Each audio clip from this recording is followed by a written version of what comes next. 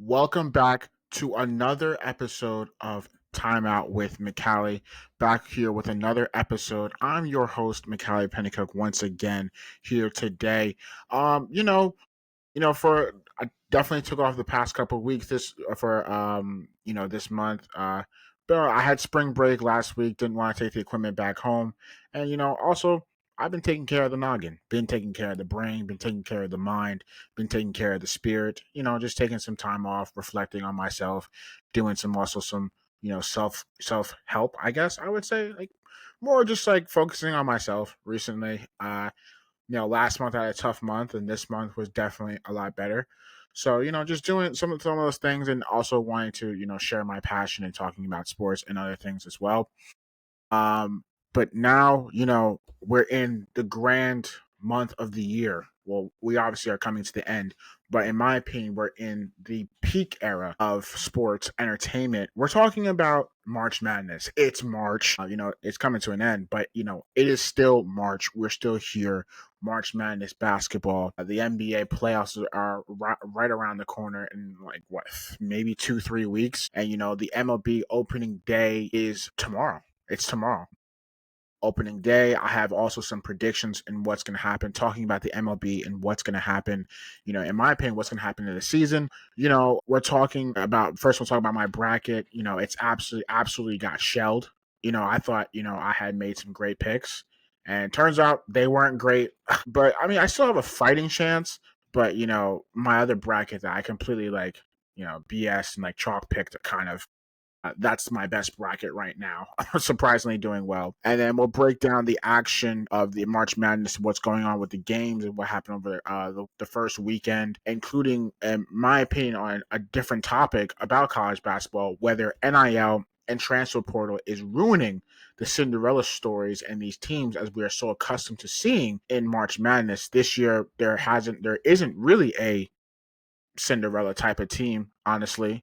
And then plus a breakdown of, I thought, my opinion, was my favorite matchup that everyone picked: Rick Pitino and his Johnnies against Calipari's Arkansas Razorbacks. Two legendary coaches. They respect each other, but in my opinion, it's a rivalry whenever they show up against each other. Talking about UConn and Florida, which honestly, in my opinion, was my favorite game of the entire 2 weekends, honestly.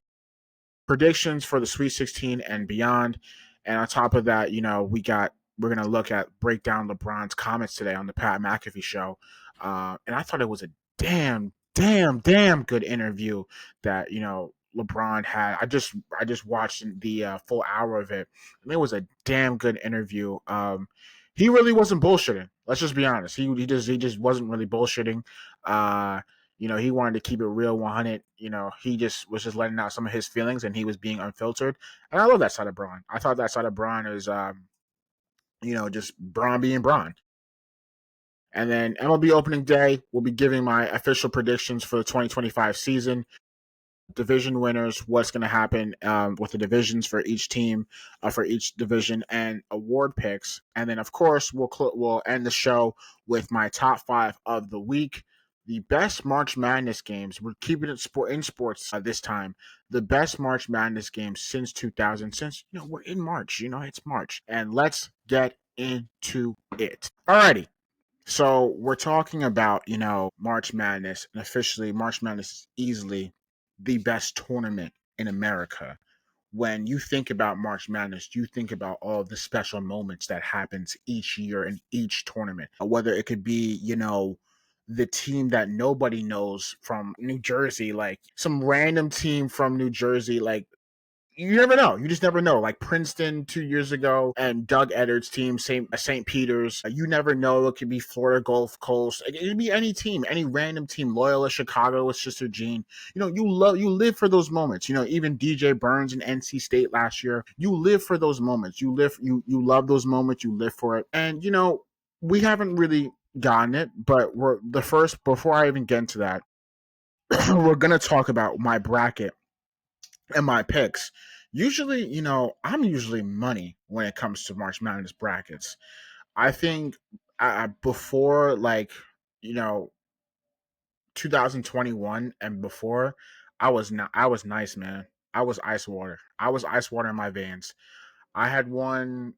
2021 and 2018, I came in first both those years in my group leagues, and those were like pretty high stake ones that had money on the line. The other year, 19, I came in third.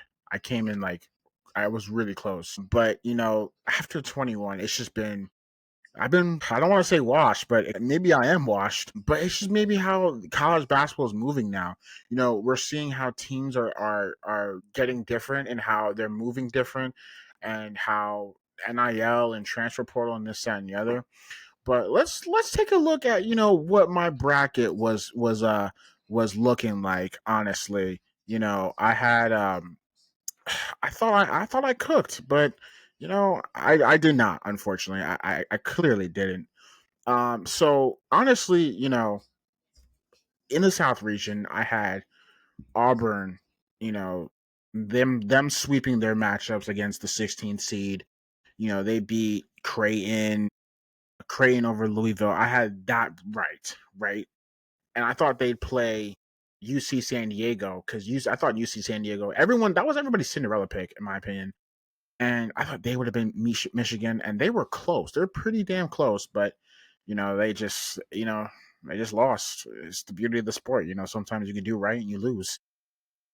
And then I had Yale beating Texas A&M because I thought they were coming into the tournament a little bit hot, and they just weren't good enough to beat an SEC basketball team because the SEC basketball conference had over 14 teams make it, which was absolutely crazy. Um, so I thought UC San Diego and Yale were going to play up against each other, and it just didn't happen. And Auburn and Michigan are now playing the Sweet 16. I thought UNC, they honestly shouldn't have made the tournament. They were awful. They were terrible. Elliot Cadeau is transferring. It's just been a whole mess with that program with Hubert Davis. And they honestly shouldn't have made the tournament. Their quad one wins. They only had one quad one win, and they were god awful in all their other games. Duke smacked them 3 times. The third time was without Cooper Flag, and they barely scraped by because Duke just forgot how to play basketball for like 7 minutes. And they made a valiant comeback when they were down 20 against Ole Miss, but they still lost. So honestly, yeah. I thought they were going to the Sweet 16 because it was UNC, and it just didn't happen. Knew Iowa State was going to be Lipscomb. They didn't have their best player, but they absolutely got wiped down. Chris Beard, he knows how to coach in March, so yeah. Thought Marquette was going to beat New Mexico, but Richard Pitino, man. I mean, you think Rick, and you have Rick's son, Richard, absolutely out coaching Shaka Smart, who's starting to become now a notorious choker in March Madness. Michigan State. I think I had Michigan State going to the Final Four. I think Auburn they're really good. They're a really good team, but I just don't know because I've seen Auburn play. I don't really like their play style, honestly. They're a half court team, but their half court sets, like their offense, sometimes it just stales, and when it stales, it really really stales. And if you want to be Auburn, you're gonna have to have a really good offense, and you're gonna have that guy to make shots, and that's how they've lost some of their games. Honestly, if they match up a team that is similar to their size and outperforms them, you can win. And I think that can happen. I think they'll beat Michigan because Michigan just doesn't have the offense to beat Auburn, but I think Michigan State can absolutely beat Auburn in the Elite Eight tournament game. I'm trying to keep it short and simple. In the East, I mean, like just Duke. Duke is easily the best team in the country. Argue with your mother with that one. Hey, I'm like sort of somewhat right with this. I thought Oregon was going to beat Arizona. They were up big in the first half, and then Arizona came back gracefully. This game is going to be a lot interesting with Caleb Love and Duke. He's the notorious Duke killer. So that's just short and sweet. Over here on the West, I just had Florida because they were And they're also arguably the best team in the country. They won the SEC. They wiped the SEC tournament, and they gracefully won the number one seed because they won, the conference with the best overall conference. I thought St. John's was going to meet them in the Elite Eight. They, they were kind of like the feel good story of this year because what Rick Pitino brought back St. John's, and they're just, we'll get into that game, but their lack of shooting really, really hurt them. And then over here in the Midwest, I this is the stupidest one. I had Clemson going to the Final Four because I thought, since they made the Elite Eight last year and they had similar the same team, I thought that they would, run it back and make the Final Four. And especially Houston, you can't really trust Houston because Houston they're always known to be the number one seed the past few years, but they always stump. They always get that like one little stump of that team that always stumps them.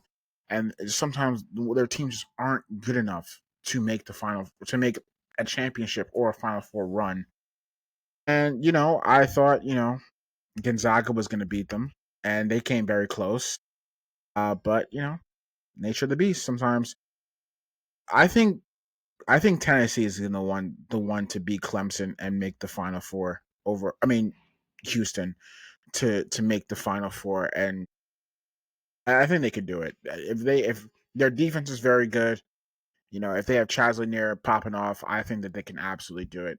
And that was my bracket, one of them. And then the other one that is surprisingly doing well was the first one that I made. Look at this 89%, 490 points, 2 million rank, which is pretty good. And I just was like kind of like BSing it. Like, look at the West region. I just like kind of like I should have just stuck with this one. I still had the same dumbass Clemson pick, but like, it still did really well. It still did really well. I mean, like, look at this over here for the East region. I only had like one mistake, so it just it just sucks. Sometimes you get it right, sometimes you get it wrong, and that's just the beauty of March Madness and everything. And yeah, um, it's just sometimes how the nature of the beast goes with March Madness. It's just a feel. It's just you have to feel it out. You have to feel out what you think, what you're doing. With each team, where you're picking a champion. And it's just honestly like annoying because I haven't done well the past couple of years.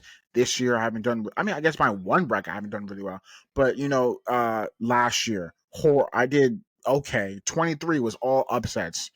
So many upsets, so many one seeds going down. 22, St. Peter's went to the Elite Eight.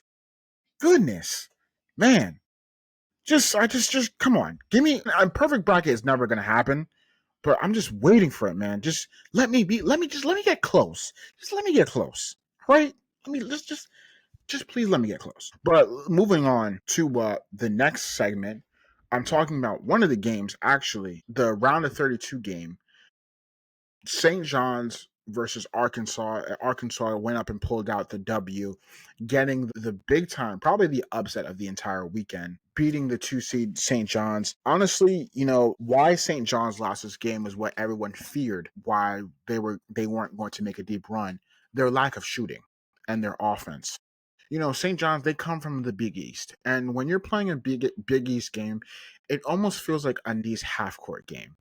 It's very slow, methodical, inside game, not a whole lot of shooting, but rebounding, tough defense. Those are those Big East games that they're accustomed to, and that's what a lot of those games that they play, right? And so when you're going up against an Arkansas team from the SEC, they have 5-star athletic recruits on that team. Boogie Fland, I mean, like they have like they have like many different guys, oh my gosh, I'm forgetting one of the names. Guy from Camden, New Jersey. Oh my gosh. But they have like a lot of like athletic people on the team.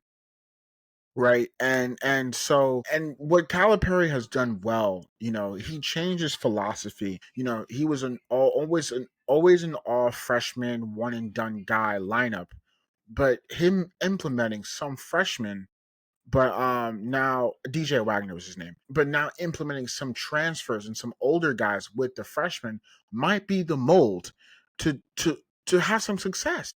I mean, he said in his press conference that he's not going to change who he is, but he said that starting all freshman lineup is never going to happen again, and that's what you should do, because these guys are too young. They're like 18 years old. They're like my age, right? And when you're having that such young talent, they don't know what to do when they get into those big time game against guys who are 22 and 23 years old, right?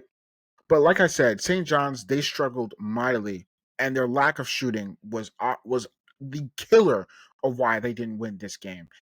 For like 45 minutes real time, they went out with making it. They went without making a basket. But it just had that, like, the game had like those that 90s basketball slow half court offense defense type of game, and I loved it because it was physical, it was tough, it was grimy, it was gritty. And John Calipari, shout out to him, and credit to him, he got his guys to out grit them more, out tough them more, be tougher than they were, and play better defense than they did. RJ Lewis, who was the Big East Player of the Year, second team All American, had his worst game of his entire career. 3 for 17, and he got benched the last 5 minutes of the game. And everybody was like, during the game and after the game, like, oh my God, I can't believe Rick Pitino would just bench RJ Lewis for his poor shooting and whatnot, this, that, and the other. I I mean, that's kind of who Rick Pitino is. If you're not playing well, I'm not gonna play you. I'll find other, like, he didn't want to throw his guy. I credit to him. He didn't want to throw his guy, under the bus, in the media when they asked him why didn't you play him. And he's like, I'm not gonna knock on my players. I'm not gonna do that. But you're asking a question that you already know. Exactly. He was asking a question that you already know. And Rick Pitino is one of those guys that he won't bullshit it. He won't bullshit it. He's gonna be like, look, you're not playing well. I'm just not gonna play you. You're 3 for 17. You're hurting the team right now. You're cold. And we can't seem to find another player. Kadari Richmond was in foul trouble all game. He was in foul trouble all game. Barely played. His two best players. And then the big guy, I forget his name, he was their only sort of offense. Like they just, unfortunately, their lack of offense and shooting was part of the reason why. And you got to give credit to Calipari in his first season at Arkansas, bringing his team to the Sweet 16. Even though they went through so much turmoil with so many injuries this year, so many of their top guys being out, and Calipari being on a new team and a new program, and him able to do this is just incredible. I hope they do end up winning against Texas Tech and make the Elite Eight, because I just want him to succeed. And even they were going through some injuries of this in this tournament, they were still able to win the game, and they were out. Both teams were in foul trouble, and they grinded out the game, and they got a tough old fashioned basketball type of win. Slow, gritty defensive, and they were able to get it. And I credit so much to Calipari and his team and his squad and his staff and his players and the program for bringing Arkansas to where it is and beating his rival, because the game was really meant about Pitino and Calipari, because they've had a long level of history. And that was really what the game was really, they made the game about. And him to get that win over Pitino, especially with his team being massively the favorites to win this game. And favorites, some people had them going to the Final Four. It was really impressive to see, for sure. And especially impressive for Rick Pitino, being in his second season at St. John's, who their program has been down and about for years in the Big East. And to come and do this in the second season, winning the Big East regular season and the tournament, getting a tournament win too, is something that they should be proud of. And then we're moving on to the next segment. We're talking about another game, UConn and Florida. I thought, in my opinion, it was the best game, my favorite game to watch. It was the Sunday game, round of 32. I thought Dan Hurley, man, he put on an absolute coaching masterclass. Let me say it again, an absolute coaching masterclass against Florida, because Florida is considered the best team in the entire country, right? And so they're everyone's favorites to make the national championship and win it. Certainly, I picked them as well. But Hurley just coaches out of his mind. He put on an absolute coaching masterclass, got Florida to play, UConn and his brand of basketball. They played great defense. They were making their shots, but when it got to the end of the game, the reason why they lost this game, and it was close, is because they didn't have that player on the team that says, "Go win the game for me. Go win the game for me." Like Florida does with Walter Clayton Jr., the best point guard in the entire country. Walter Clayton was like, the team wasn't playing well the entire game. Both halves, they weren't playing well. But those last 5 minutes, Walter Clayton was like, I got y'all. Hitting three after three, tough bucket after tough bucket, hitting free throw after free throw, had like 24 points. He is that guy. He's him. Walter Clayton Jr. is the best point guard in the country. And he's like, I got y'all. And that's what UConn didn't. That's why they didn't win, because they didn't have that player on the team was like, I got y'all. Let me win this for the team. Right. And unfortunately, that's what they're locking. You can execute a brilliant game plan and an excellent game plan to win the game. I think that's what Dan Hurley did. But what he was missing was, that guy. That guy. And honestly, I would put a lot of stock on UConn next year. They had a down year. They lost a lot of talent from their two national championship teams from back-to-back seasons. But they're getting 3 All-Americans coming up next year. They're gonna have some returning guys back.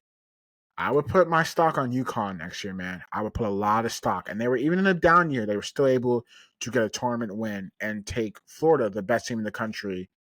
They were on the ropes for a little bit. They were on the ropes. So I'm just saying, put your stock on UConn next year. And especially Hurley just absolutely just coached his mind out. He just absolutely coached his mind out.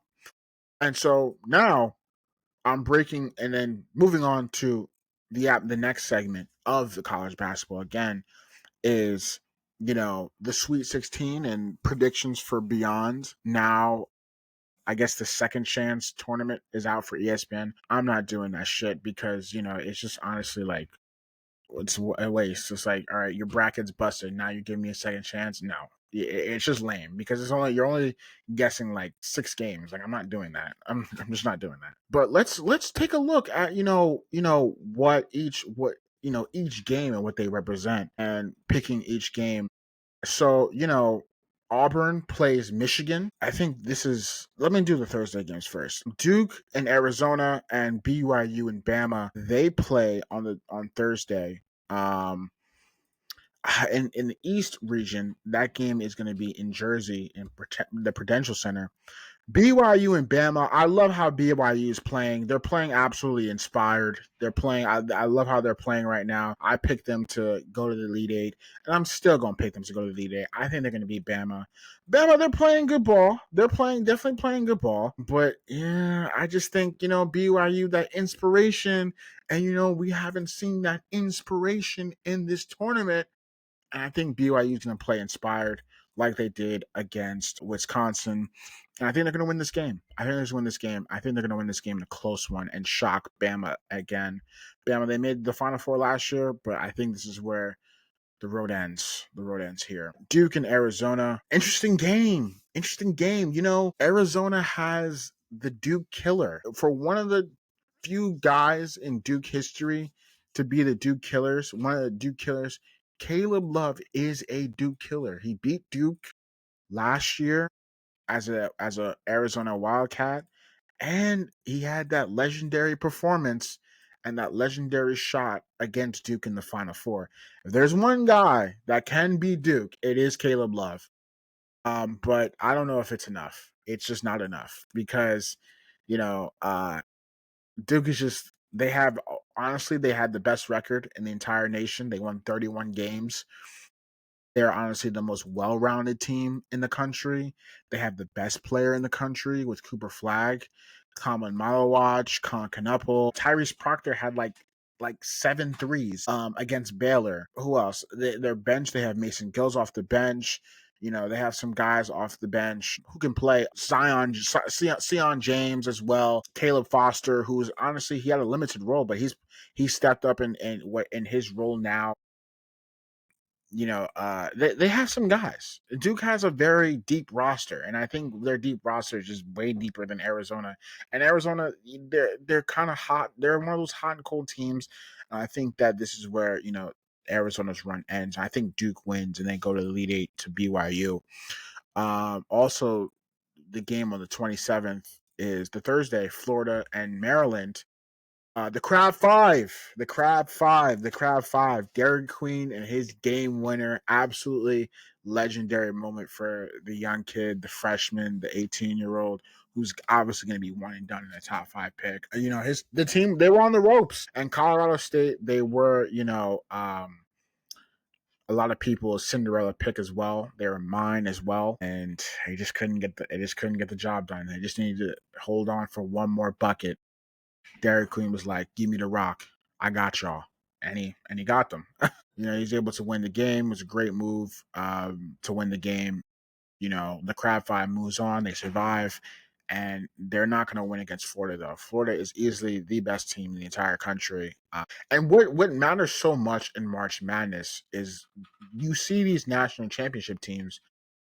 The main reason in winning a national championship, what helps you a lot is having a good guard. And guards usually typically win you championships in March Madness.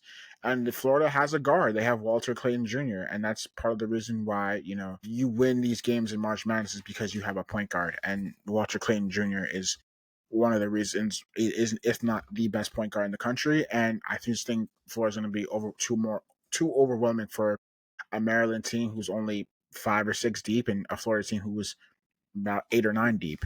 So I'm going Florida over Maryland, and then Texas Tech and Arkansas. I'm gonna pick Arkansas to win this game. I do hope.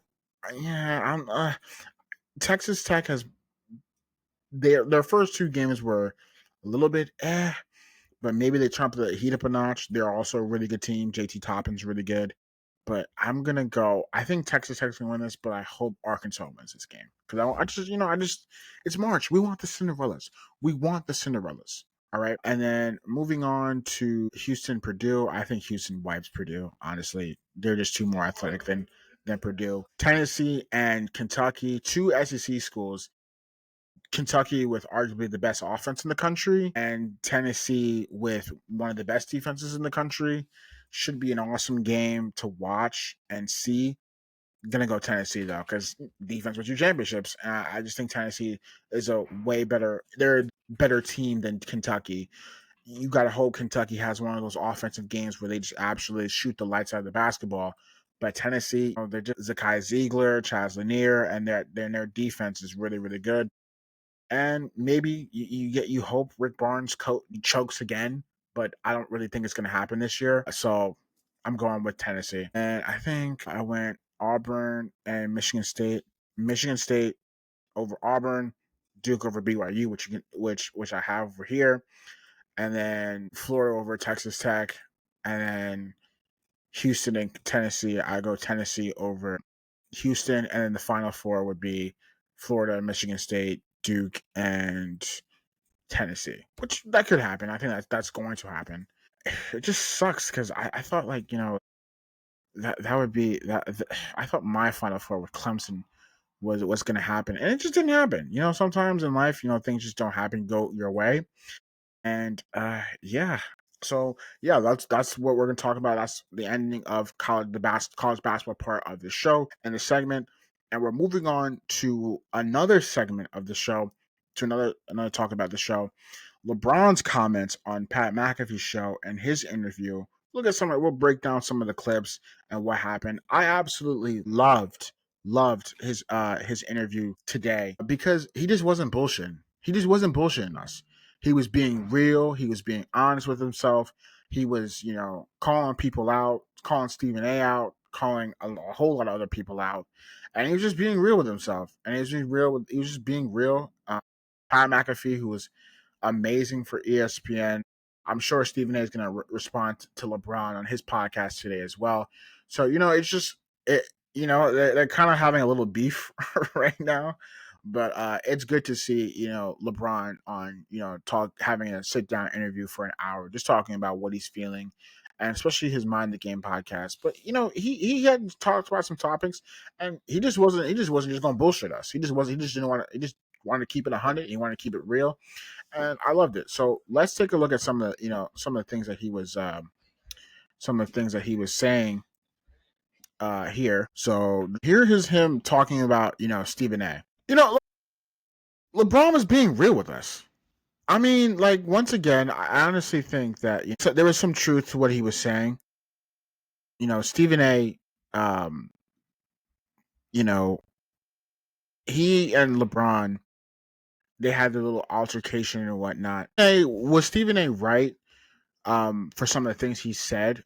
Because it's his job to critique NBA players and be an analyst and critique sports. That's what he does. He is seeing what we're seeing. He sees what he sees, and he says, "Okay, I see this. I read the stats. I read the news. What? Let me break it down to y'all, and let me give an analysis to all, like what I do."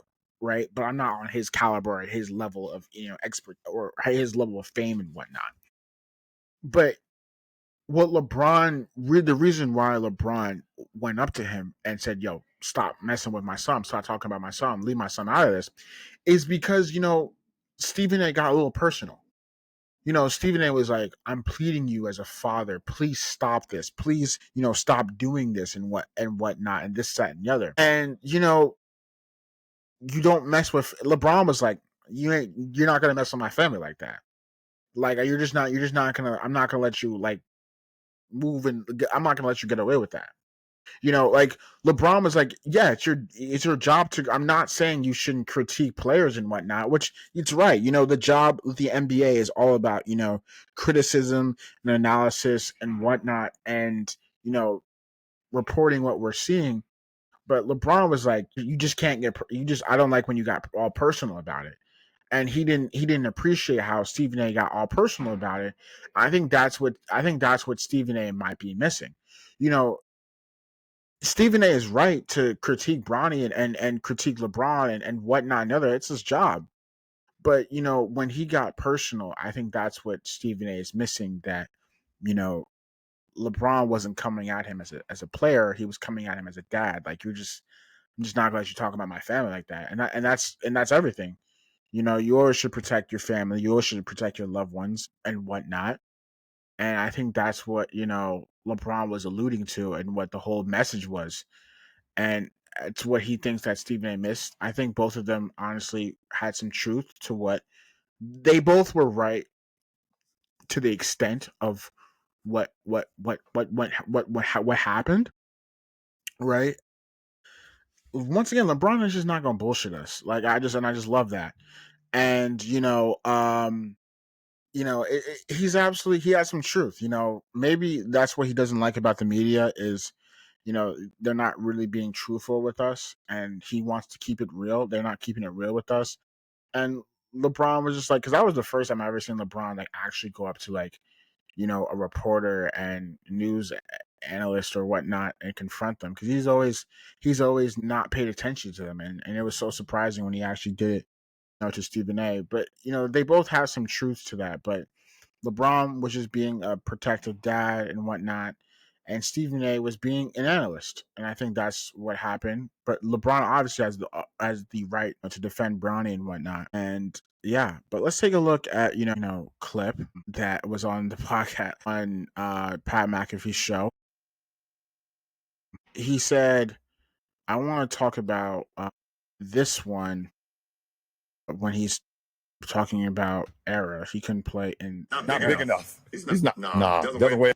LeBron James could absolutely. Let me say that again. For all the old heads out there who think that their era of basketball was the golden era and whatnot, LeBron James at 6'9", 230, 40 pounds would cook your era. The 60s, 70s, 80s, 90s. He would cook. And he also said, I didn't show the clip, but he also said that Giannis would score 250. He was obviously exaggerating, but Stephen A had an issue with it, saying it was disrespectful to compare the eras like that and say all of that. I'm like, what did he say that was wrong? Giannis Antetokounmpo would absolutely average 40, 50 points a game and 60 points a game in the 70s era.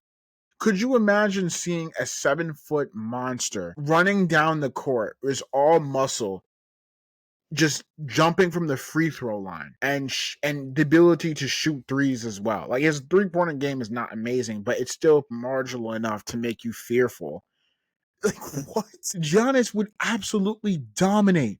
And could you imagine, he also said about Kyrie Irving too. Could you imagine some of the moves that Kyrie was doing today and back then in the 70s? Oh my God, they would think it was witch. You would think they would probably think what Kyrie Irving was doing was witchcraft. What? And Stephen A had such a big problem with it because he's disrespecting that era of basketball. No, he's just saying that our league now is so skilled at how these older guys are saying that you can't have it both ways. You can't have the older guys come out and talk bad about the era now and these guys now, how they complain a lot and they do this and do that. But when LeBron says, yo, Giannis would average 250 points. He would score 250 points in an NBA game in the 70s. And y'all just think it's and Stephen A had such a big issue with it. I'm like, he's not wrong. Steph Curry shooting all those threes, they would go nuts. They would literally think Steph Curry was doing witchcraft. Come on. LeBron James would absolutely could play in any era of basketball. Come on. That is absolutely a fact, true fact. LeBron would absolutely, dominate this level of that level of basketball. And honestly, it's just crazy. So, that was, once again, that segment of LeBron. I just wanted to talk about, LeBron, his interview, because I thought we needed that from LeBron. We needed him to talk about, what happened with Stephen A and him, talk about some of his other things in his career and whatnot. He's just being real. And he's just I had enough of y'all talking about me and this and that and this and that. He just had enough. LeBron just being real, and he was unfiltered. Talking about the whole Nike deal and whatnot, and how people said he only signed with Nike because of Michael Jordan. He's like, I didn't do that, and I signed it because they offered me a 60 or $90 million guaranteed contract. If you presented me with that, I don't care what shoe you got. Give me the money. Just give me the money. All right. So yeah. And then we're going to move on to another segment here on the show talking about the MLB opening day season predictions. MLB opening day is literally tomorrow. And I'm also a huge MLB guy, follow the sport.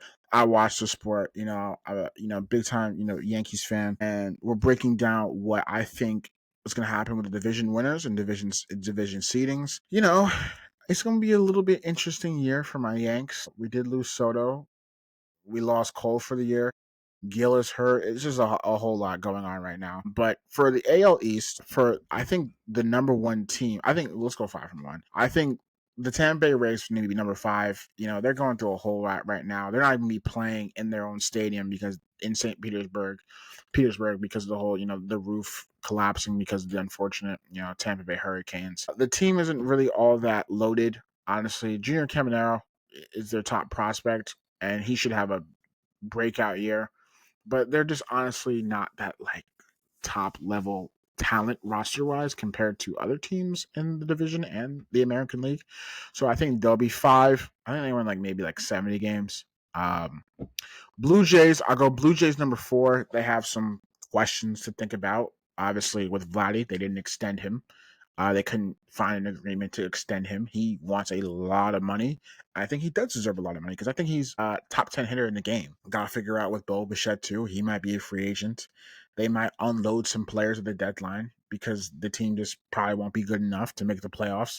They're slow. They've been gradually getting worse by each season, it feels like, So, yeah, I would say the Blue Jays are going to be 4th in the division. Orioles are 3rd. I think they're dealing with some injuries right now. Gunnar is hurt. Some guys are on the staff are hurt.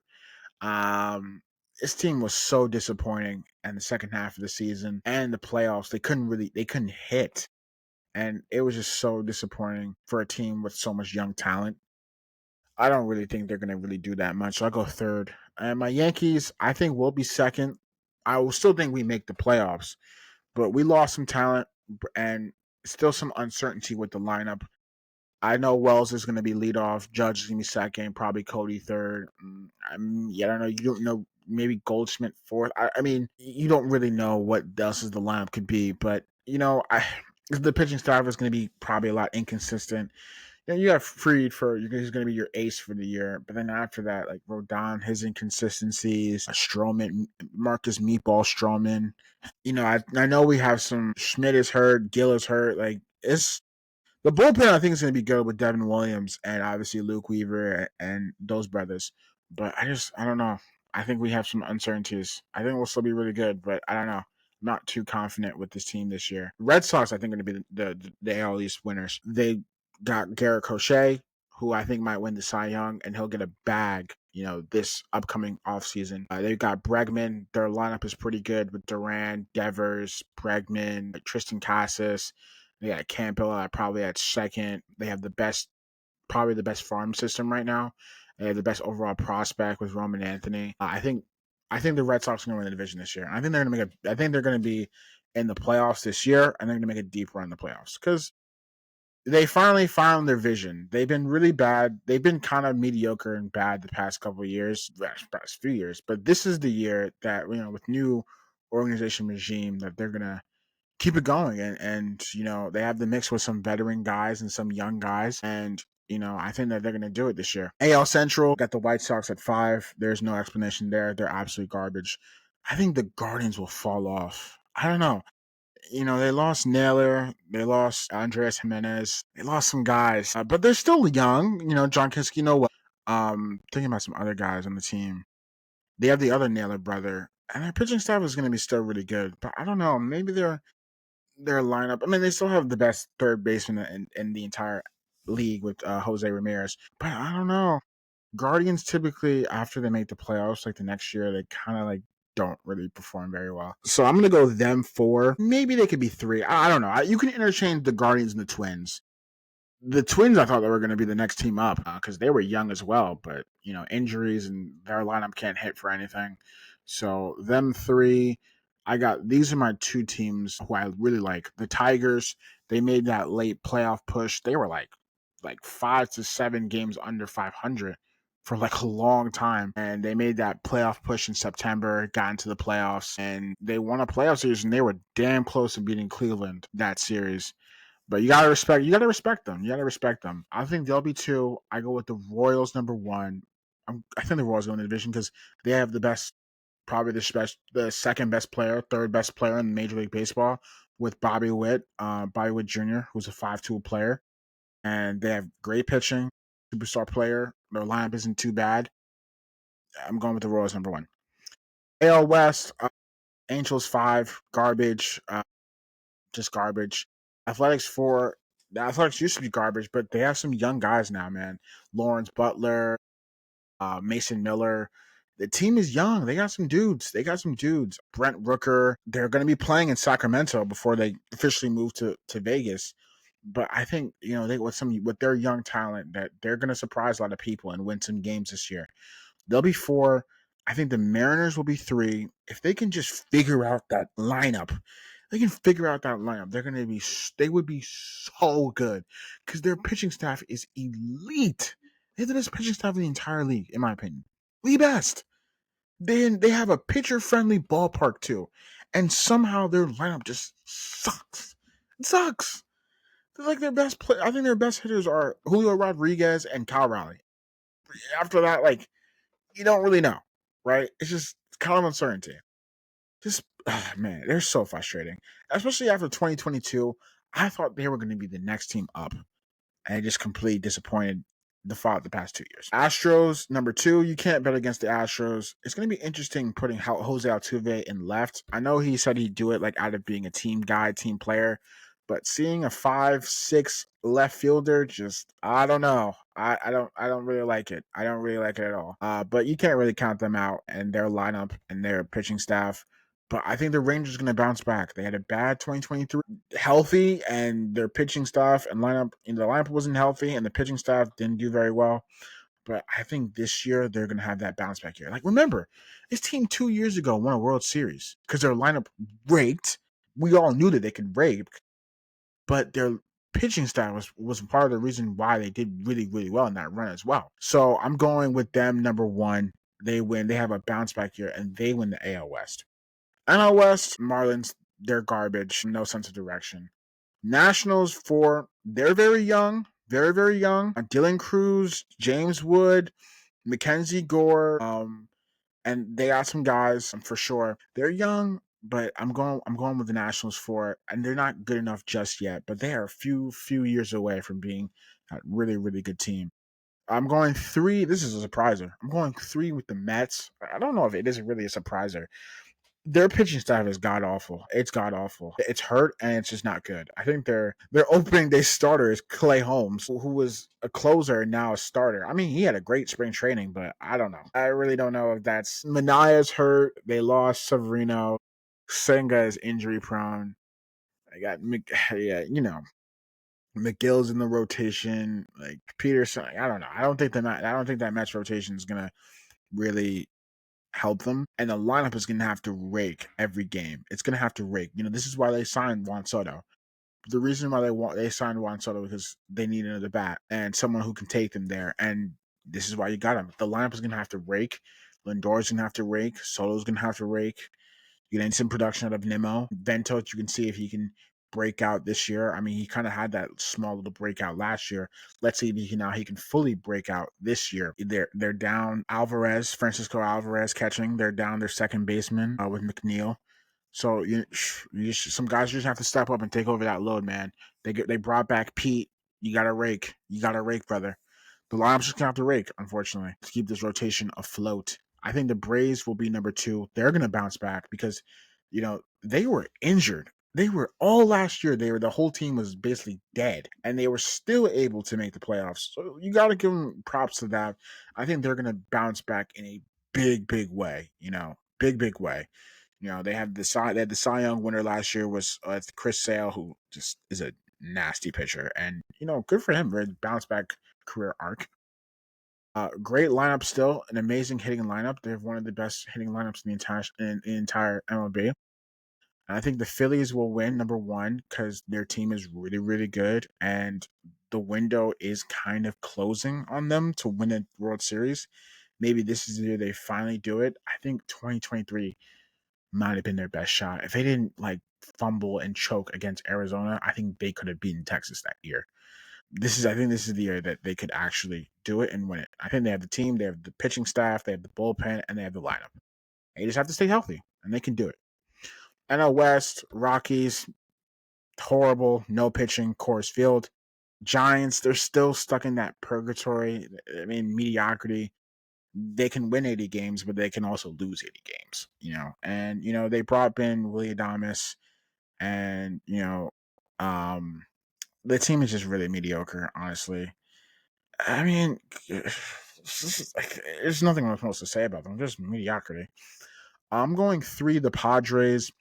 They had a very, very, very good year last year. Bounce back year. Obviously their core with Manny, Fernando, and that team is there, and Jackson Merrill, who's who's up and coming young star player. They're going to be good for a while. It's just I don't really trust them to be better than the Diamondbacks because the Diamondbacks, I think their lineup is better than the Padres, but the Diamondbacks upped their pitching staff. They got better with their pitching staff. They brought in, some guys, and that's what's important. And they just upped their pitching, their staff and rotation, which was part of the reason, why they lost because, I mean, why they didn't make the playoffs last year because their pitching staff was disgusting. It was bad. And they brought in Corbin Burns. Now you have Burns in that rotation.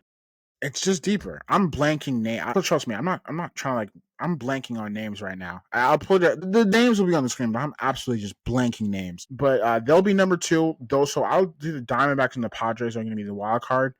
I think I think the Padres won't make the playoffs. They won't make the playoffs, and the Dodgers are unexpected. They're just you know the best team in the entire Major League Baseball. They have a super team. Shohei Ohtani, who's going to pitch this year. Their pitching staff is absolutely ridiculously good. And yeah, I think those are my predictions for the division standings. Award predictions: MVP Ohtani, because he's just Shohei Ohtani. He's a generational talent. Bobby Witt Jr., who's going to win AL MVP because he's a 5-tool player. Don't think it'll be judged this year, but if I did have to give it someone, I think Bobby Witt will do it. He can hit for contact. He can hit for power. He has amazing defense, and he can steal the bag. AL Cy Young, I'm going to go for the Cy Young. AL Cy Young, I'm going to go Garrett Crochet. Contract year, the Red Sox couldn't get it done before the season. They wanted to, but they couldn't. I think he absolutely pitches his mind off, and he's going to win Cy Young this year and get the bag in the offseason. NL Cy Young, I'm gonna go Paul Skeens. Did I not do this NL Central? I completely missed this NL Central, but I'm gonna go Paul Skeens, who wins the NL Cy Young. He is electric, man. His stuff is electric. He's honestly a superstar caliber pitcher, and he's in his second season. I think he's going to win Cy Young. He was even a top 5 pitcher last year, and he only played he was only almost barely more than barely enough of a half a season. He was absolutely incredible. And our rookie of the year, I'm going to go Dylan Cruz for the Nationals. Could have gone to Sasaki, but I don't know how he'll translate at first in the MLB. He could translate well, but I don't really know if he'll translate that well quickly. Dylan Cruz was on the team last year. I think he is going to win Rookie of the Year. AL Rookie of the Year, I'm going to keep it pitcher, though. I'm going to go Jackson Jobe. He's that top-level prospect for the Tigers. I think he wins AL Rookie of the Year. He's got some nasty stuff. Forgot to do the NL Central. I'll just keep it short. Pirates 5, Cardinals 4. They're older team. And the Reds 3, Brewers 2, and the Cubs 1. Alrighty. And now we move on to my favorite segment of the entire show, the top 5 of the week. And this time we're keeping it sports related this time.